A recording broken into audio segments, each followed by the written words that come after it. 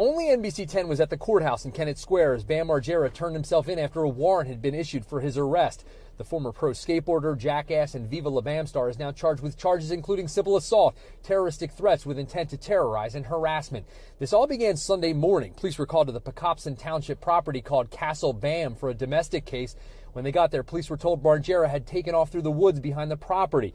According to police documents, Bam had been kicking the door of his brother's bedroom and left a note for his brother threatening him if he talked to police. Then the documents say the brother saw Bam urinating in the kitchen sink and then Bam attacked him, injuring his face. Bam's brother says Bam told him he would put a bullet in his head and then he left the house. Family members were outside waiting when police arrived and troopers searched the woods for Bam but didn't find him, which then led to the warrant for his arrest. I honestly ran out of tears, 4 days of nonstop crying. For years, Bam has been in and out of rehab and has had family issues and run-ins with the law, including charges he kicked a woman in California earlier this year.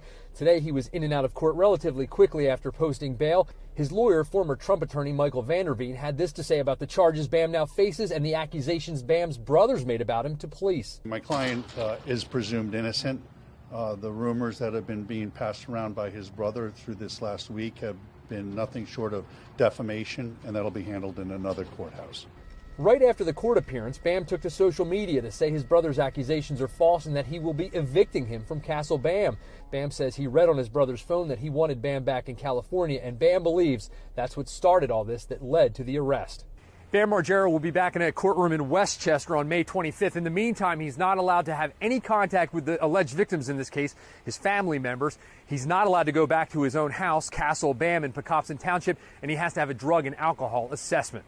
In Kennett Square, Tim Furlong, NBC 10 News. Thanks for watching our YouTube channel. Follow today's top stories and breaking news by downloading the NBC News app.